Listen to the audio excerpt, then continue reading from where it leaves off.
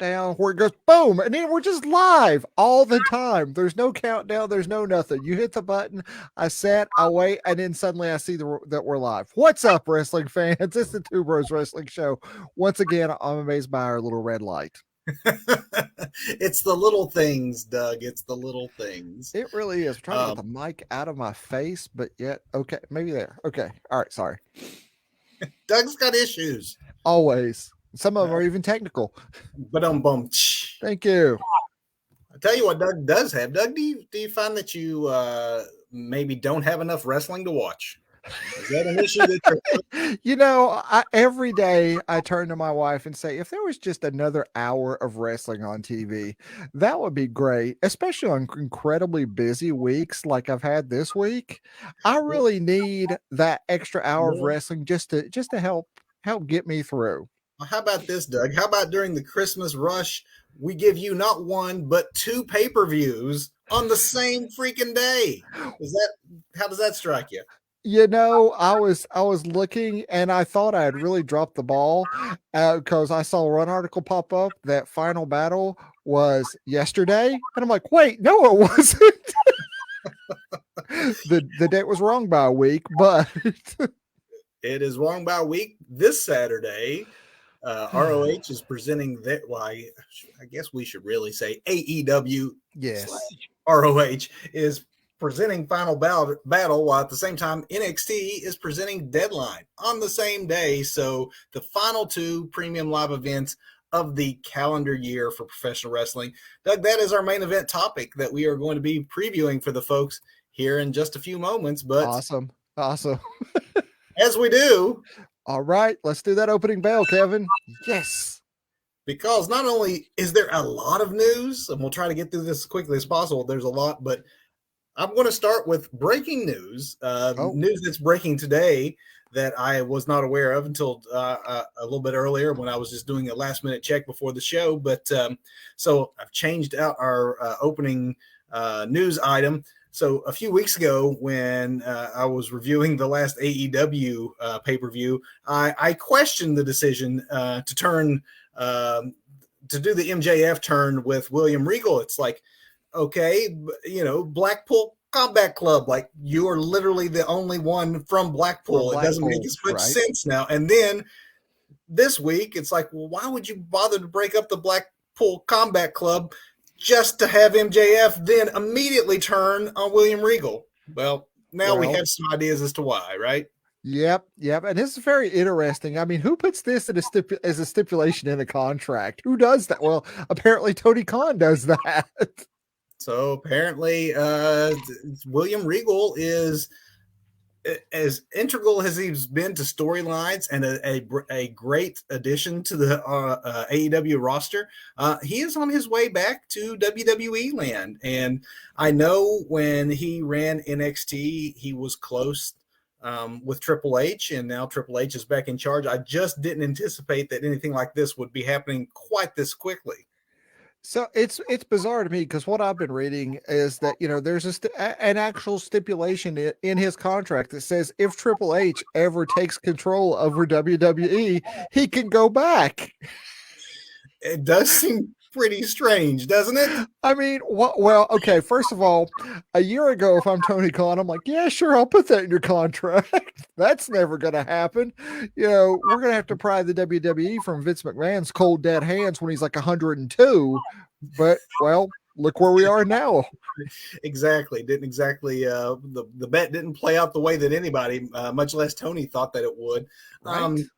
I mean, in some ways, I guess when I started to think about it and rationalize it, it makes sense because not only are Triple H and William Regal close, not only was Regal like really, really ingrained with the backstage at NXT, which I'm not sure that that's the case at AEW. He's more of an on-screen character, maybe a mentor backstage, but he was pretty much running the show with Triple H back in the black and gold days. Mm-hmm.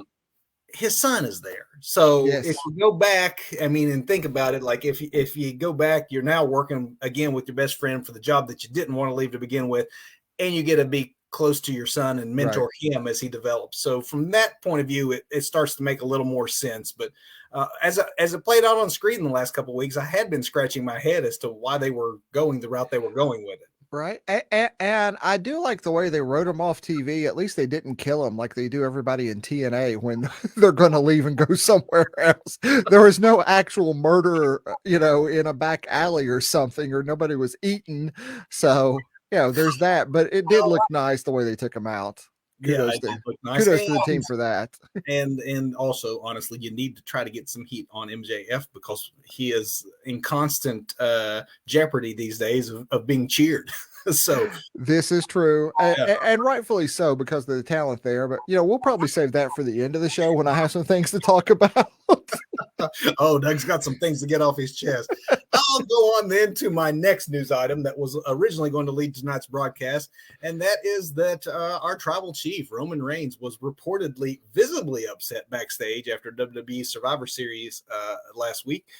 Reigns was overheard saying that he may have a ruptured eardrum. Right. This is all the result of what he apparently was calling an unplanned spot, but I don't know that you necessarily need to plan a slap or a punch. KO went into business for himself and slapped him.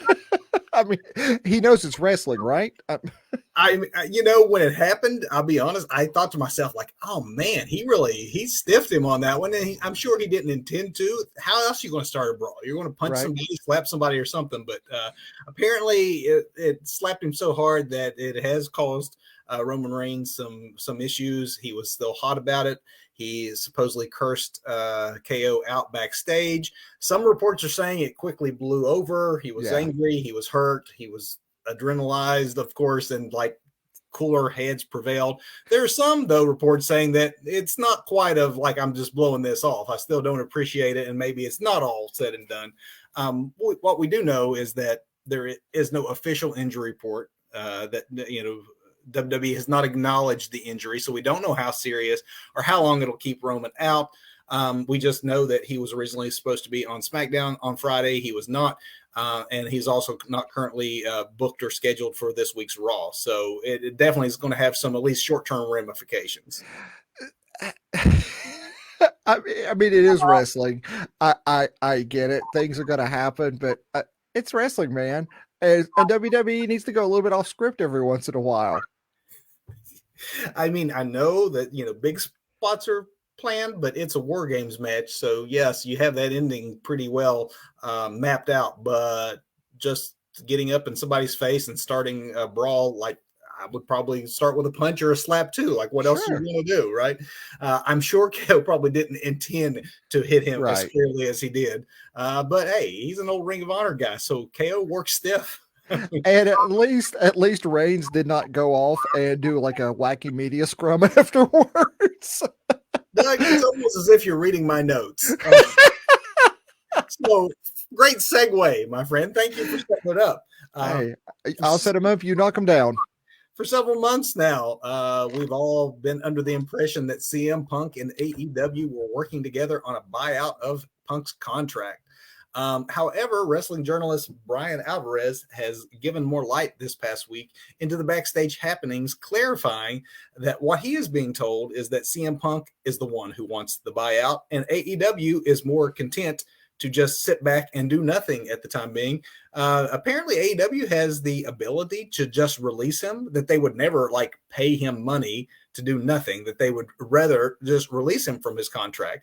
It's apparently at their discretion to do so. However, Punk's injury is one reported reason that they've yet to address that. But then there are other reports that cropped up, not from Alvarez, but from other sources saying that CM Punk is actually ready to move on to his next project, and it's AEW and their refusal to either buy him out nor release him that's put him in this purgatory. And honestly, this may be a passive-aggressive way that AEW is punishing CM Punk by just doing nothing and therefore forcing him to sit at home and wait things out. Once upon a time, if this was WWE, say 8 years ago, I would be so all over this. But after that media scrum and just seeing everything that's come out of this, I think it's a solid business move. Let's keep the man. Let's keep the man on the payroll. Let's keep him under our thumb and not let him move on and just hold on to things and let him cool off and think about what he's done. No intention of ever bringing him back, but for right now, he needs to sit at home and really think about what he's done. You just actually saying that out loud makes me think back, because this isn't in my notes, but it makes me think back to us talking about this at the very start when we first witnessed it, as CM Punk out there as a guy who was trying to get himself fired. Like the way he went about it, like he was really setting it up, like he had a outcome of wanting what apparently they're not giving him now, which makes me think that Tony Khan might think the same thing, and I'm not going to give you what you want. So I once had a manager ask me in an interview if I'd ever had to fire anybody. And at that point I hadn't. Boy, how those times have changed. But at that point, I had not yet fired anybody in my supervisory management career. But he did tell me, that person is going to know that they're getting fired long before you ever make a decision to fire them. They're going to be actively, whether it's conscious or subconsciously, working towards their release. And, you go back and watch that media scrum now with a little bit of hindsight. That's exactly what was going on there, man. That's my speculation. Well, and this would add to that speculation, and that Tony might see the same thing and like, heck no, I'm not giving him what he wants. We'll wait it out. I'm a billionaire. Right. Let him sit at home. He wants a buyout where he's not getting it. He wants released. He's not getting it. We'll be content to keep you tied up and staying at home doing nothing. Whatever the project is that he might want to move on to, Tony might have enough wind of it to know that it's just a gift if we give it to him. Exactly. Dustin Rhodes recently revealed during an interview that he is in need of double knee replacements. And if the veteran decides to go that route, he indicated that it very likely means that it would be the end of his wrestling career, which Dustin Rhodes, this is 4 decades now. I went and I looked at his debut, like he's in his 4th decade. So hopefully it's not the end, but my goodness, you need the knees taken care of. 4-decade career you can hang your head on. Go off and enjoy your retirement. Absolutely. And I really don't think Dustin would actually retire. I mean, there would be an in-ring retirement, but I think he is too valuable of a mind in wrestling, to let go off into the sunset to a wrestler's retirement. I see him as a very, very capable backstage individual. I mean, look at his brother, look at his father. Exactly. Yeah, I agree. It's just a matter of, I guess now, what once would have been a pretty obvious answer, it would be where would that career actually take him now? Right, that's very true. Very true. Doug, it's 2022, and I'm getting ready to tell you a story about Glenn Jacobs versus Paul White. All right, man, let's hear it. No, I'm not actually talking about Kane versus the Big Show, but Mayor of Knox County, Glenn Jacobs, a.k.a. Kane, versus the county's former Parks and Recreation Director, Paul White. I can't make this stuff up. Oh, wait, this isn't actually Big Show. Not actually the Big Show, but actually Paul White. For real, right? Okay, I'm intrigued. So White, who had been fired following a misconduct scandal, is now alleging that Mayor Jacobs had used county workers on the clock to do work around Kane's personal home. He further alleges that he was pressured by Mayor Jacobs to lie to investigators during this whole scandal fallout. I presume the pressure being threat of a choke slam, I imagine. I will burn down your house.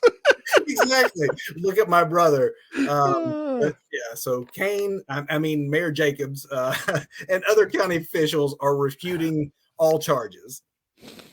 We will follow this one because this one's just going to be fun. Man, wow. Who knew? Paul White. When I saw Paul White, I'm like, all right, it's not wrestling-ish, but it's wrestling enough related. This is hilarious. I hope also in Knox County there is a Steve Austin and a Mick Foley. I'm really hoping, or at least a Dwayne Johnson. That would be fantastic. For all the positive changes that Triple H has been making in WWE, here's one that probably isn't so popular with some of the backstage talent. And I was actually surprised to learn this week. And that is this week it came out and revealed that bonuses in WWE is something that has been eliminated. Vince was famous for giving additional payouts Mm-hmm. to talent for big events such as WrestleMania or to go work in Saudi Arabia. We presume these folks are making a ton of money. Now, your one-offs, your Lesnar's, your Roman Reigns types who are at the top of the food chain probably still do, but it was definitely reported this week, not just by the one or two outlets, but apparently when others looked into the initial reporting, it's like if you got $1 million contract, you're making $1 million straight up. Like there's no more. And it makes sense. A lot of this back in the old days was cronyism. Like if you were in with McMahon, you got to pay out. If the pay-per-view did particularly well, you got a piece of it. This goes back to the old Carney days when, what you made depended on how many people were in the stands, not these guarantee contracts. So in some ways, it never made a lot of sense that old tradition continued, particularly when you think that, we got to cut a WrestleMania because of the pay-per-view dollar. Well, it's a one subscription price now. So yeah, that doesn't make as much sense anymore either. So it probably makes sense that you get what you actually sign on the dotted line for. Speaking of money and signing on the dotted line, it has been a surprise to many that with WWE's regime change earlier this year, that Sasha Banks and Naomi have still not made their way back to WWE. In fact, when I was doing the Survivor Series preview, I speculated that those empty slots at the time were going to Naomi and Sasha, which obviously didn't happen. But reports came out this week that with Vince being gone, that might not be actually enough to bring the Boss and Naomi back, especially as it relates to Sasha. It was reported that even though she's still under contract with WWE, there have been discussions. I guess the discussions between the two sides have been occurring, but money has been the holdup. Mm-hmm. So apparently there's compensation where the Boss does not think she's quite getting her just due. And so if the dollars are right, maybe she comes back. I don't know. Maybe Royal Rumble sounds good to me, Doug. I don't know what you're thinking. See, I was always thinking Royal Rumble, but Sasha can probably write her own paycheck right now in WWE. Does she want to wrestle? Does she want to act? Does she want to do both? Because she's in a very popular Disney Plus series, so not in season 3 that I'm aware of, but I think she could come back. I don't know where that leaves Naomi other than friend of Sasha. And because you're seeing her in her social media feed all the time. They're doing modeling and other things. So Naomi's got things going on too. And also has probably some leverage in the fact that her husband is a member of the hottest act and arguably the hottest act in all of wrestling right now. So yeah, absolutely. It has been a bit surprising that it's taken as long as it has, considering how long the rumors have been that they were returning. Yeah, I think, it would be great to get a female in the bloodline, and Naomi is the obvious choice there. But, there's clearly something holding that up. But we'll see where this goes, man. I think, earliest we see somebody at Royal Rumble, if we see somebody then.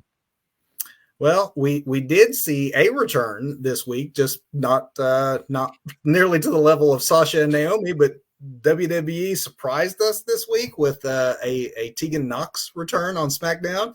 I say surprising, I suppose, because of all the wrestlers that have come back and all those who fans would like to see. Tegan is a bit of an off the radar selection. And there's no slam on. Right. Absolutely. Up to this point and what she's shown or what she has meant to the main roster. I guess Triple H really is hiring everybody back. Right. Well, I guess Eric Young is also on his way back since he is now out of TNA. TNA. No, what their Impact now. So I'm hoping for a sanity reunion at this point. Let's get Big Damo back in. We've already got psychotic Nikki Cross. We're bringing back Eric Young. Could do it on the main roster right this time. Absolutely.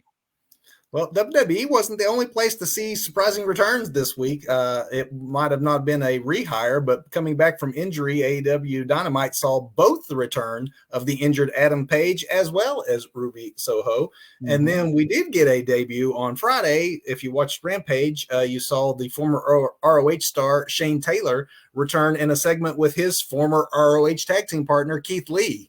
So everybody's getting hired. Everybody's back. Everybody making money. Yeah, yeah. I've said 2022 has been such a bizarrely odd time to be a wrestler or a wrestling fan, I think. I'm not sure where we go next. I'm kind of a little bit afraid, but very intrigued by what 2023 has to offer us at this point. Same. And I'll end, Doug. This is the last news item. It's another return or non-return. It's something we'd actually speculated with on our last show as to the whereabouts exactly of Andrade. Well, we have some clarity this week as to at least where he's been, maybe not where he's going, but he has had surgery on a torn pectoral muscle that he had, which actually occurred at the event that you and I saw, Doug, in Charleston. At that Really? night is when he tore his pec. Yeah. I did not realize that because his pec has looked really good for a while. Not like that nasty tear off the bone that Cody has then. Yeah. Wow. Yes. Apparently that's when the initial injury started. It required surgery. There is no timetable for his return. And of course, depending on what reports you read, his standing backstage or his happiness might have a lot to do with where we end up seeing him next anyway. But interesting. Is the opening bell. Wow, there was a lot of news. There was a lot of news. Wow. There's a lot going on considering it's only been 7 days since the last show. Right. But when we say an awful lot of everything, we got an awful lot going on next Saturday, Doug. My goodness, there's so much wrestling happen during the week, during the weekends. It is a golden age of wrestling. Like I said, there are a lot of great things happening in wrestling. Sometimes there are too many things happening in wrestling. It's hard to keep up. So this actually might be worth considering, that the fact we have these two pay-per-views on the same day, it's probably a little bit of a strategic move on the behalf of both of these companies. It's not just a coincidence of the calendar. We could call it counter programming, whatever you want. But it might be a Cold War compared to the Monday Night Wars and the WCW days of old. But this definitely smells to me like it's not a coincidence. These events are happening at the same time and in the way that they are. So if you're out there, fans, and you're worried if you have to choose between Ring of Honor or NXT, you don't. The Ring of Honor event is starting at 4 p.m. in the afternoon. Really?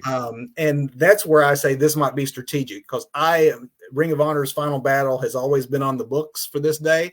And I think Triple H has smartly counter-programmed, like back in the day when Starrcade ran Survivor Series ran for free against Starrcade way back in the day.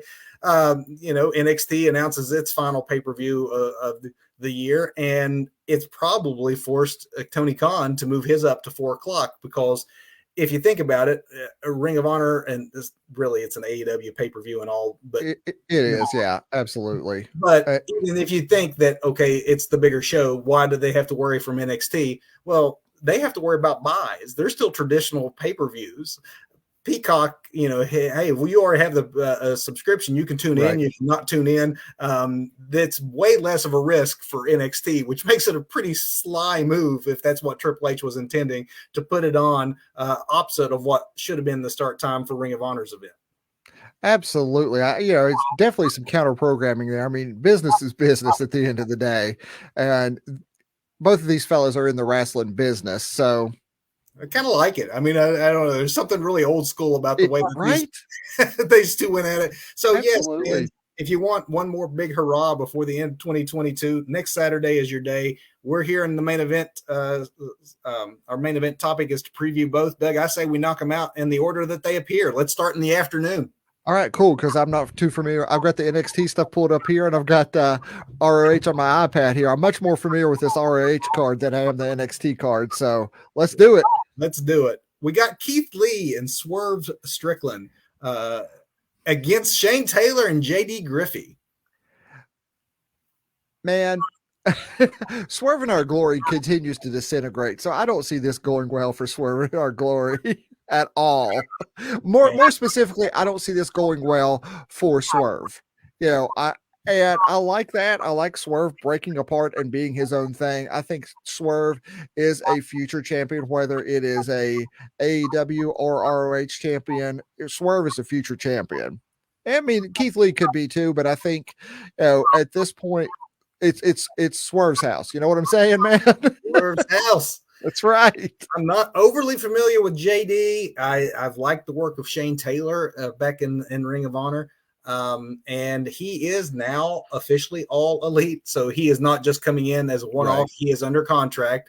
And that's even more reason to think that Keith Lee's pass is going to come back to haunt him in this one, because yeah, he's not able to trust Swerve right now. And that this is the further disintegration of that team. So I don't know how you put them over when it makes more sense to put in your new ROH guy over and further your AEW based storyline. Absolutely, and that's what we're seeing more storyline here, almost like the Bloodline feud not last week, but the War Games match with the Bloodline. It was more storyline than anything. That's what this match is going to be. It's going to continue to disintegrate Swerve and Our Glory, break these two up, and let them just forge their own paths ahead.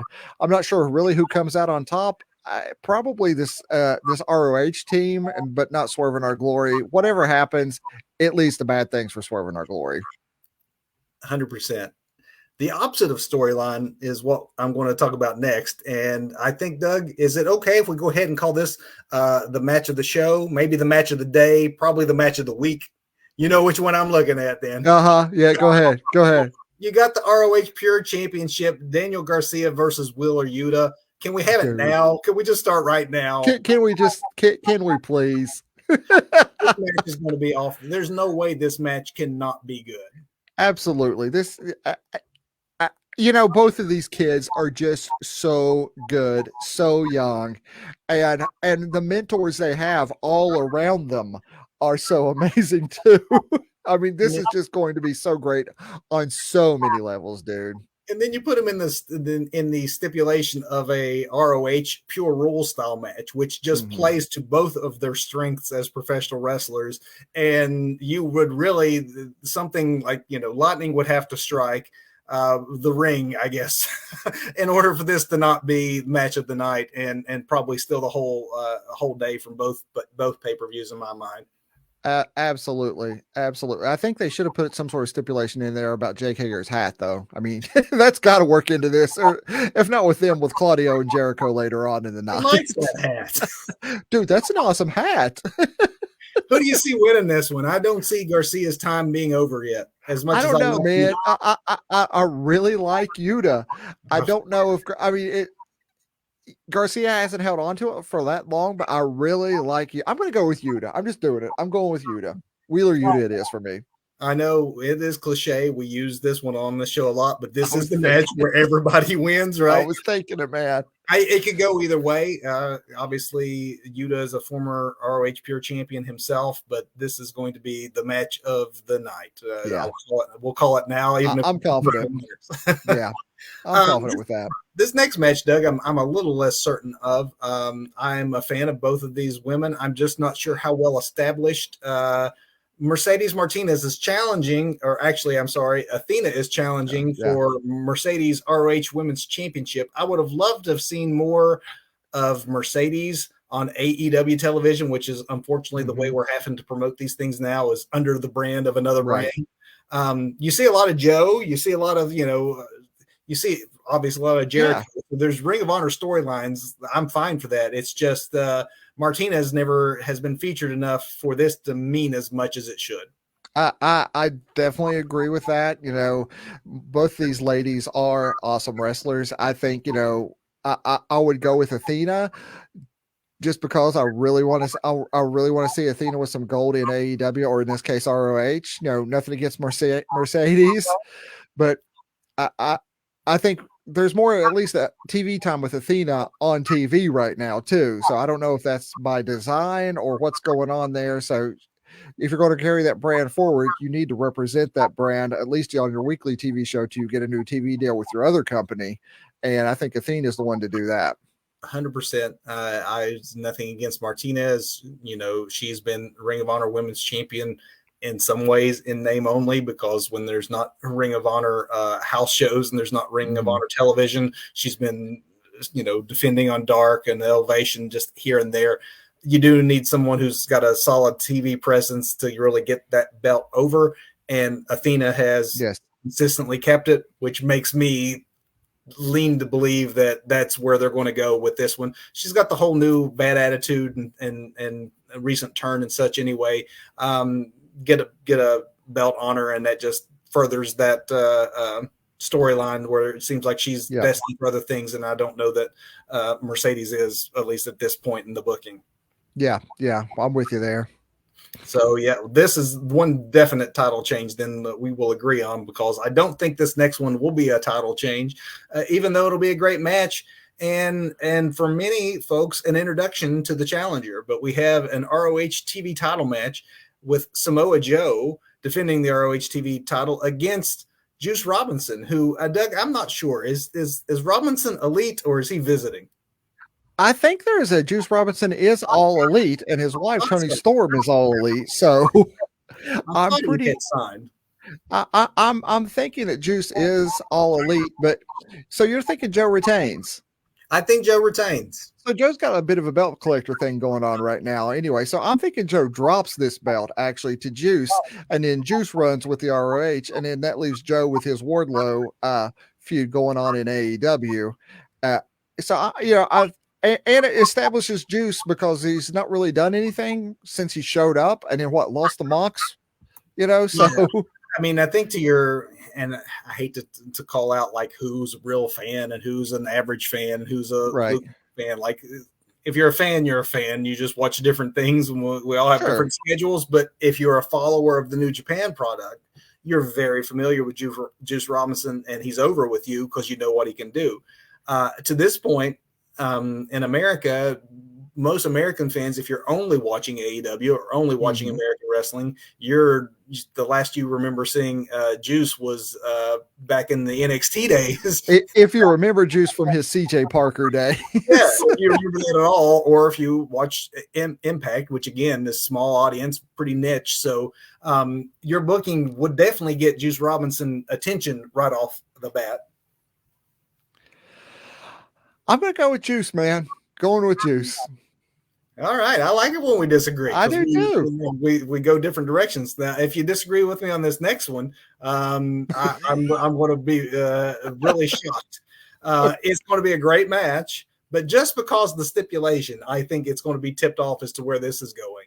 Your main event is the Ocho, Chris Jericho, defending against former ROH world champion Claudio Castagnoli for the championship. But if Claudio loses, he's going to be forced to join the JAS. And how much great television is being left on the table if you don't do that? And that's exactly what I'm thinking. I mean, with any other stipulation, you're like, Claudio gets that belt back. However, you keep that belt on Jericho because that leads to a juicier TV deal for ROH because you have this recognized name. Not to say that Claudio isn't, but Chris Jericho, the GOAT, the Ocho, the Wizard, the Le Champion. It has that name brand recognition there. So Jericho keeps this belt. Claudio leaves a disintegrating Blackpool Combat Club at this point anyway. Yeah. And it then you have so much great TV in the future. So much. Hilarious. And as soon as they added the stipulation, it kind of tipped off which way this one was going to go. But it's going to be fun getting there. Yes, it is. And it should go without saying the match will be great. Both are veterans that know how to put a main event on and tell a story, and that's exactly what we'll get. Absolutely. And that, wrestling fans, that's your afternoon. Now, what are you doing in the evening? Hold on, I'm Googling what the NXT deadline lineup is. Let me save you some time. Wait a minute. It's 3 matches.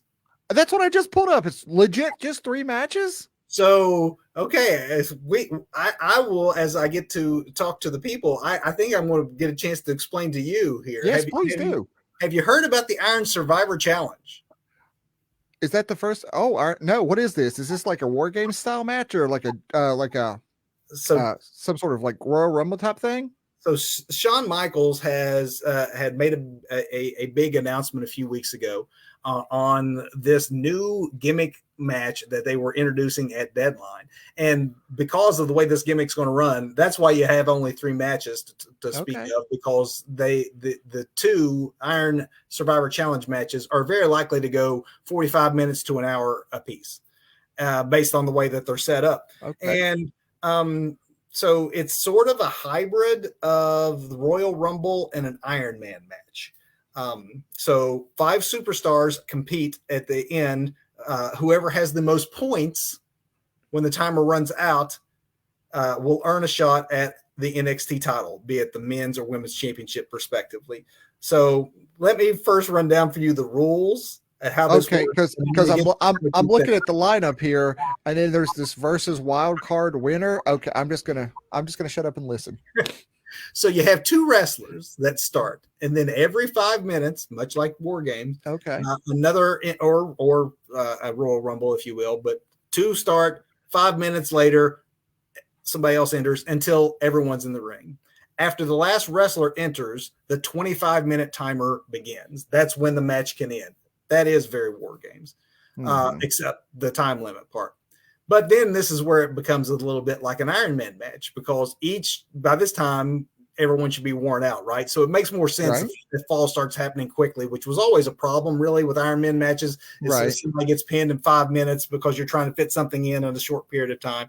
But by this point, you can presume that 5 wrestlers, 5 people, you've had people in the ring for 20, 25 minutes already before the 25-minute time limit starts. And each time someone does get a pinfall or a disqualification or something along those lines, they earn a point. If you are on the losing end of that, if you get pinned, you get put in a penalty box for 90 seconds, which means you are out of the match and cannot be collecting points while the clock ticks down. Okay. The winner of the match is at the end, when the time's up, who has the most points by the end of the time limit. I'm not sure I understand all that. I think that's that was where I was going with this, Doug. Like, I think that gimmick matches kind of rise and fall. Like sometimes when they fail, it's the overcomplication of rules. Is that overly complicated, or is it maybe once we see it play out, it'll make a whole lot more sense? Because sometimes when you throw up the Survivor Series rules and things actually on the screen, and you're looking and going, that seems complicated. Yes, you see it in action, and it's not. Exactly, because hearing you explain this to me, I'm thinking, did Vince Russo do this? This seems just way too complicated, bro. It gets harder and harder to come up with new gimmick matches that your average wrestling fan hasn't seen already, or that's fair, or gets over with fans. So time will tell whether they've just stumbled upon the next elimination chamber, or it's the reverse battle royal or the kennel from hell concept. If you remember any of those that had one and done. I see some possibilities in this, because if I think of it as just a War Game style match or Royal Rumble style match, maybe without the hardcore element, think of it as Royal Rumble, people entering, and then think Iron Man. Well, it makes sense that if you take the pinfall, that if your punishment is you get put in a penalty box, that clock it's like then at that point it's like a football or a basketball game. Like you're racing the clock too. Like you've lost, and now you're further back against the wall because you can't gain more points because you're out of the action for 90 seconds. So what happens if 2 dudes get pinned at the same time in some sort of like wacky WWE booking? Do they both go into the penalty box and then they could fight each other in there? If they went that direction, you can't score any points, but put those 2 in. That still would leave 5 men or 5 women or 3 men and 3 women in that particular scenario there to get points in. I didn't realize that the women's match is also Iron Survivor Challenge. So they're all in on this gimmick, and again, the proof is in the pudding. So let's see how it plays out in real time. But I think that I would lean more towards this is going to be your elimination chamber, your what was the thing with the X Division and Impact where they would actually cross the cables? The big dome thing. And I mean, I'm thinking more along the lines of like that might be more that than it would be like Kennel from Hell or Reverse Battle Royal or something in the pole match, because I think there's possibilities here. It's just how it plays. I still feel like I need Michael Cole, or I guess not Michael Cole. Who's an announcer on NXT? Who announces NXT? I need somebody holding my hand when I watch this to explain this to me and what's going on. I'll call you and I'll virtually hold your hand. We're going to have to FaceTime during this one because I'm going to be lost. So there is only 3 matches. So let's talk the men's match first. You'll have Carmelo Hayes versus JD McDonough versus Grayson Waller versus Joe Gacy versus a to be decided. Now, these matches will both be decided. The wild card in both men and women's challenge match will be decided on Tuesday's broadcast of NXT. Gotcha. The potential here. There's not going to be like surprise wild card. They'll do these wild cards this Tuesday. Okay. Basically, you have folks who haven't qualified that lost their matches getting sort of a second chance. Gotcha. So it'll be, in this instance, it'll be Von Wagner versus Axiom versus Andre Chase.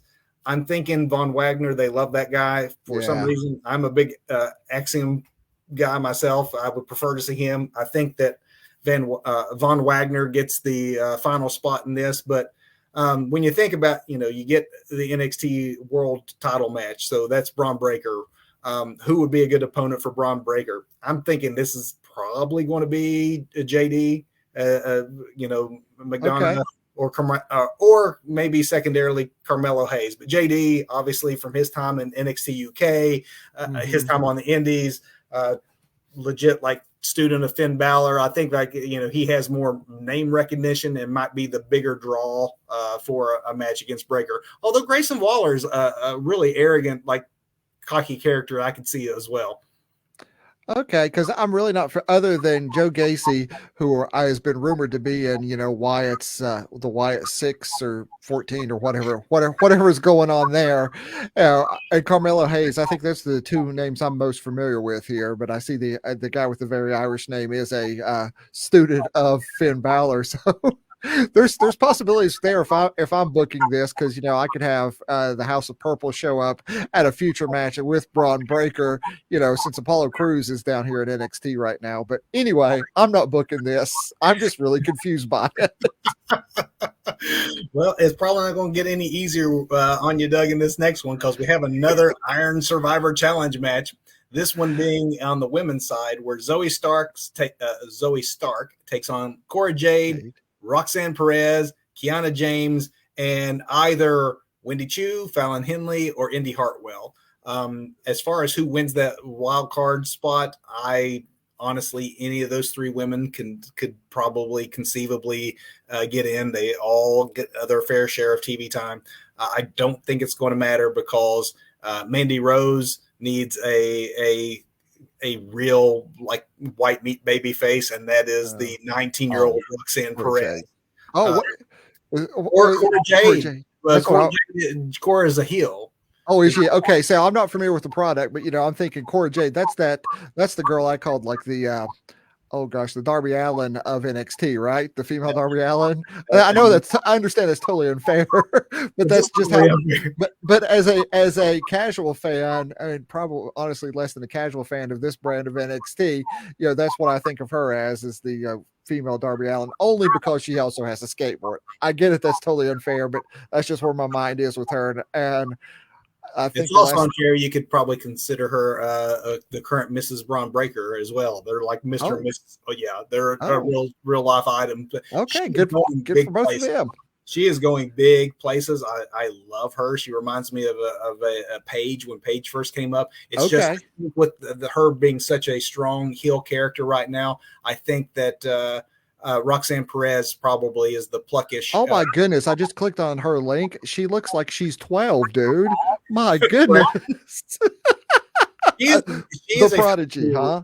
She's the former Ring of Honor women's champion. She was the champion when the original Ring of Honor closed. Last year. And defended it in Impact and things, and only dropped the title when even before Ring of Honor became a product of AEW's, but had to drop the title when she signed within the NXT brand. Okay. So, and she's our white meat baby face that could go up against Mandy Rose then. Yes. All right. Zoe Stark's a heel and Cora Jade's a heel, and they're both booked really strongly.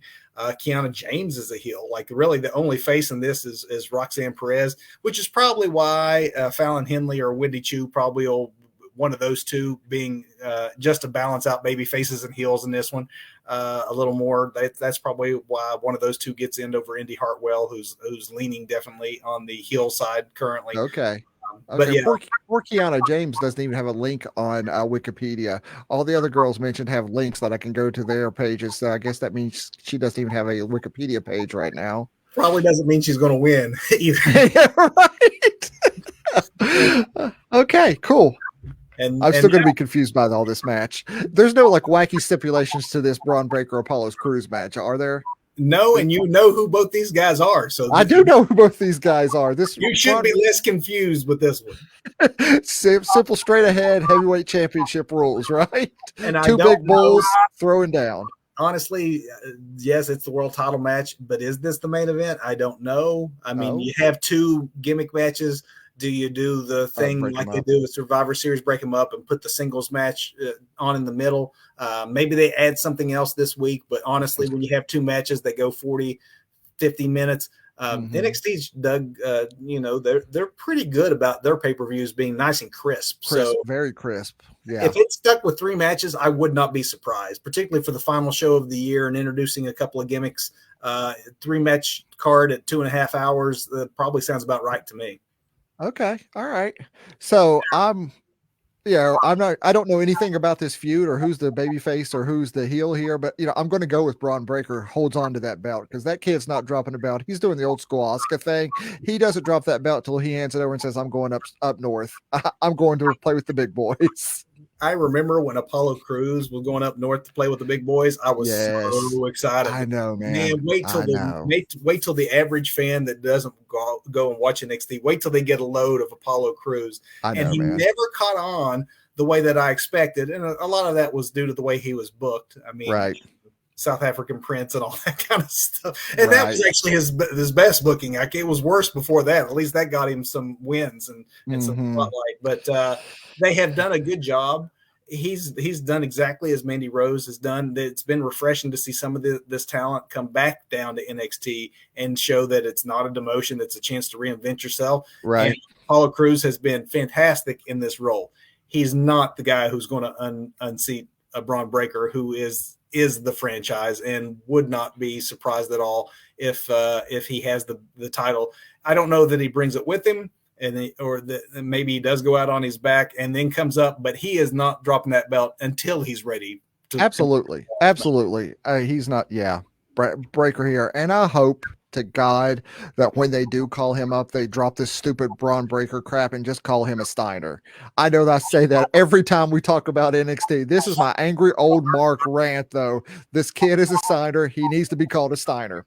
That's all I got. Save that one for next week, because next week's topic is just when we get to make these kind of pitches to Triple H. Yes. But we're getting ahead of ourselves. Before we talk about next week's topic, Doug, that being our next Saturday full of pay-per-view, let's hit this week's big finish. Let's hit the big finish, man. What you got this week? Well, want to start with Botch? Let's start with Botch. Botch actually runs right into my performer of. So let me go first, and I'll just hit 2 birds, 1 stone here.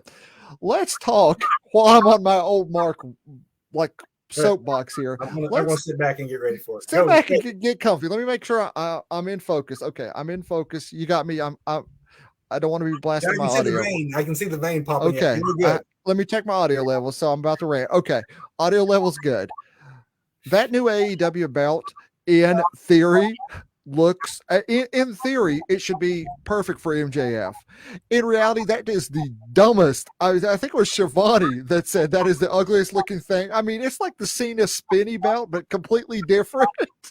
I am all for a wrestling champion having a customized belt. The Stone Cold Steve Austin skulls and all that cool stuff, absolutely. But no, this Burberry belt should be Apple Pen should be something awesome. It just looks terrible. This is just a complete botch of a belt, of a championship. And maybe that's what it's supposed to do. I'm going to ask you that next thing is like, do you think it's another attempt to make sure that MJF is booed by giving something that the fans are going to hate with a? Of course it is. That's because the man is a brilliant old school heel, which leads me to my performer of the week. And every time you give MJF a mic, it's not like we're going to give CM Punk a mic. We don't know what he's going to say or what he's going to do. MJF is going to go out there and deliver and carry the company forward. Kind of like we talked about Mox going out there, delivering, carrying the company forward, doing what's best for business. MJF, the promo, the way he flips the script after he takes Regal out and is replacing Regal with him and Regal in that back and forth from the emails that Regal sent to him when he was trying to break into the WWE. Brilliant. Beautiful, great stuff. It's nothing. It was no in-ring work, but that character work he does time after time after time. Excellent stuff, man. Okay, I'm off now. Cannot complain about your choice for performer of the week at all. I'll start with my botch. Also, right. AEW, way more lighthearted than yours. Angelico's new music. His entrance dance was ridiculous perfection that worked beautifully with his old music. Yeah. Now they've switched his music and the tempo no longer matches the moves and it just looks all out of sync. And I'm like, it was just part of my weekly dumb fun, even if he was only wrestling on YouTube shows, the elevations. I still love to watch Angelico casually dance his way to the ring, and now it just doesn't work. I have not seen this, but I love that Angelico coming to the ring.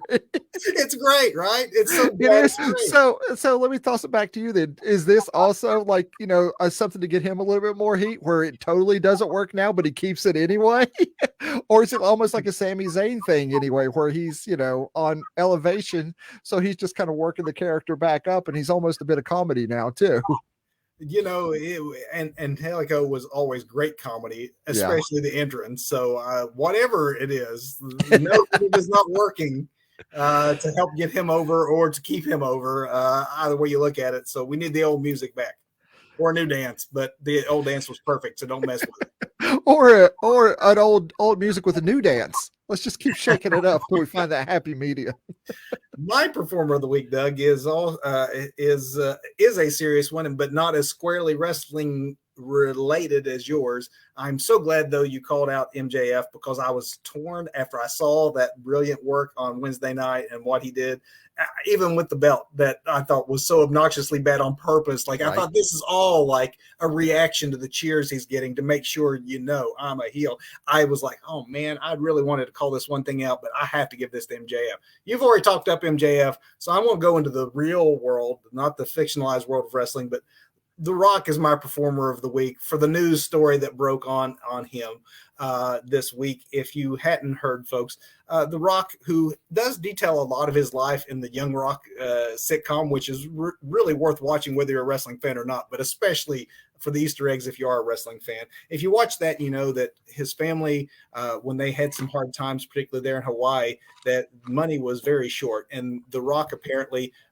as a kid, had taken to shoplifting. And in fact, he would shoplift very regularly from a grocer, a quick stop that was pretty close to the school. And he would steal a couple of candy bars every day before going to school, to the point that he realized, I think, that the cashier knows what's going on, but also knows I'm a broke kid and is just looking the other way. Rock said it has always bothered him, so he went back to Hawaii, bought every candy bar at the same convenience store he used to steal from, and gave it up front to the cashiers to make sure that any kid coming through that wanted candy got the candy. And then proceeded to spend an hour or so signing autographs, making apologies, paying the grocery bills for people coming through, just being, again, like not just Hollywood's highest paid person, but what legitimately seems to be one of Hollywood's nicest people. Right. Rock and Keanu Reeves. Let's get them in a movie together. I mean, seriously, it's just, it was a very feel-good story that, it had always bothered him, to the point that he wanted to, even this many years later, make right something that still ate at him. So we talk about good character work. We'll just talk good character here. Yeah, and I want to amend my comment that I just made. I think Rock and Keanu Reeves were in a movie together, but they were the voices of. I think Rock was Crypto, and Keanu Reeves was Batman in a Justice League Pets movie. So they have been in a movie together. Let's get them in a live action movie. Two of the nicest guys in Hollywood. Two of the absolute nicest guys in Hollywood. Doug, do you have a match of the week? Let me tell you, man. What I love is I'm gonna put my pen down because I'm not ranting anymore. I'm not gonna taking a picture of us here, right? Okay. So what I really love is when two guys who just really love wrestling get in a ring together and just do what they love and do it very, very well.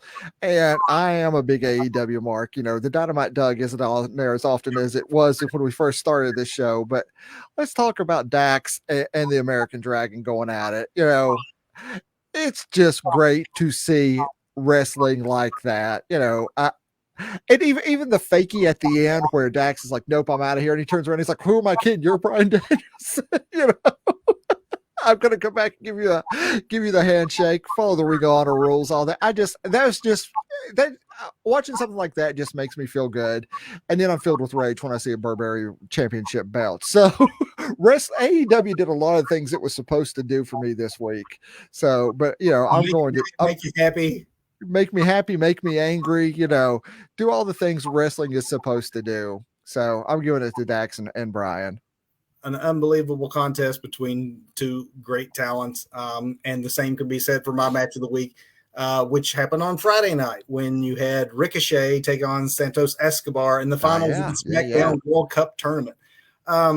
Doug, this match, I mean, it had a little bit of everything. Obviously, it had the stakes of being the tournament finals, so who goes on to take on Gunther for the Intercontinental Championship, which they have done a lot to elevate the Intercontinental Championship, and tournaments like this just further that. So I liked it from concept. Right. And then you put these two talented guys in it and give them wins over people like Ricochet taking on, like, you know, Braun Strowman and winning, but to get to this point, like, just some surprises to have these two as your finals. And then, of course, they took it to the mat, they took it to the air, they had the spot outside where they both ended up, like, you know, jumping up and walking the barricade like like they were cats on a fence, and then doing a Spanish fly off of that to the floor. Yeah. I mean, it just was ridiculously good. And again, 2022, great time to be a wrestling fan. Like, this is free TV. You are talking free TV. These were not pay-per-view matches. It's just the level of wrestling talent and the war that is still going on, cold or not,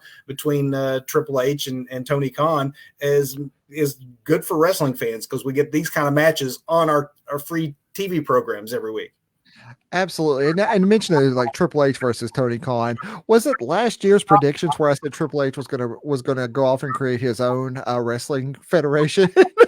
I'm calling this a win, and I'm saying it did happen. Not exactly the way I predicted, but it did indeed happen.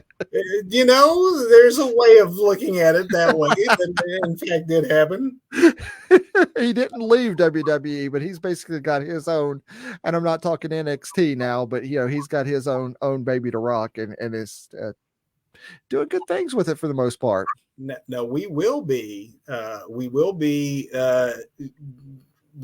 accountable for these kinds of predictions, because not to get too far ahead of ourselves, but we're just 2 shows away from the 3rd annual Two Bros Wrestling Show. So you see our scroll there, folks, is what's upcoming topic wise. We have 1 more show left in 2022, and then we will return after a holiday break, January 8th, for the 3rd edition of the Two Bros Wrestling Show awards broadcast, where we talk Wrestler of the Year on the male and female side, Match of the Year, our predictions for 2023, what we think will happen, what the biggest stories were, in our opinion, in 2022. It's a lot of fun if you haven't caught any of those. So I'm always excited for that one. I'm already thinking about it, and it's more than a month away.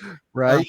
But before that, we got next week, Doug, and next week's show is our Dear Triple H edition, which, you know, we make Christmas requests of the big guy, not Santa, but, you know, the head of WWE Creative, because we're entitled wrestling fans. He's given us so much since he's been back in charge, but there's more things that we want. You heard the old man going around a few minutes ago about one of them.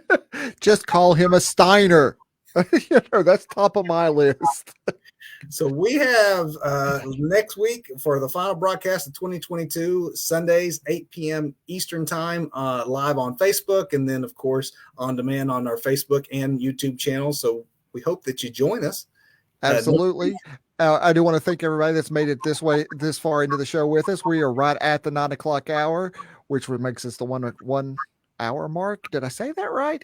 Anyway, regardless of my time, you just got a point, Doug, and I'm going to the penalty box. I'll be right back.